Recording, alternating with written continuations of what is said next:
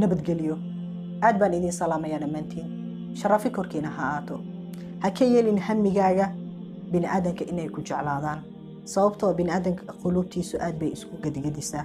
waxaad arkaysaa qof maanta ku jecel, berina ku karaahaysanaya. waxaad arkaysaa qof maanta micigaaga ah, berina dadka cadowgaaga micigooda ah. waxaad arkaysaa qof maanta garab buuxa ku siinaya ama ku kaalmaynaya, berina dhanka kale aad ka arki karto. ka yeel hamigaaga rabbiga khaaliqa sidaad ku raaligelin lahayd, siduu rabbiga khaaliqa kuu jeclaan lahaa. sababtoo rabbiga khaaliqa marka uu ku jeclaado waxa uu ku noqon doonaa dhagaha aad wax ku maqasho, indhaha aad wax ku aragto, lugaha aad khayrka ugu socoto, xitaa gacmaha aad hawsha ku qabato, xitaa maskaxda aad wax ku xifdiso, fikirka iyo waxyaabaha muunada lahina ay ka soo baxaan. hadduu rabbiga khaaliqa intaasi kuu noqdo waxaa ku waajibaya jacaylka khaaliqa weyn.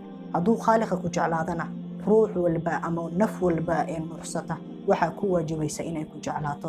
khaaliqa marka uu ku jeclaado waxa uu u yeeri doonaa malag oo ku oran doona aniga addoonkaasi raali ayaan ka naqday, idinkuna jeclaada oo raali ka naqda.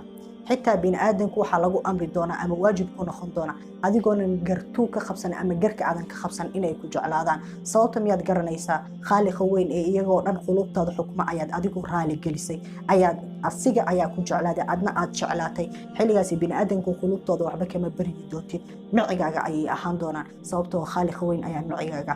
ma baqi doontid, wax ku cabsigeliye ma arki doontid. sababta miyaad garanaysaa? rabbiga awoodda leh, awoodda dunidoo dhan ay u sugnaatay ayaa micigaaga ah. bini'aadan wax aad uga baahan tahay ma jiro. ilaahay waxa uu qur-aankiisa ku leeyahay, alaa ina awliyaa allahi laa khawfun calayhim walaa hum yaxzanuun. goortaad alla ka bakdo waddada siraadul mustaqiimka aad marto waxaa kuu waajibaya inaad ka mid noqoto owliyada alle. owliyada allena waxaa lagu garanayaa ma yaqaanaan wax cabsi ah, wax ay ka baqayaan ma jiro. sababtoo khaaliqa ayaa la jira, dadkoo dhan ayaa wada jecel, maxabada dadkoo dhan ayaa u waajibaysa. marka qulubtaada ka ilaali bini'aadanka inaad ku bariso. bini'aadanku iyagoo sandulah ayay ku jeclaan doonaan. waa goortaad raali gelisa rabbigaaga.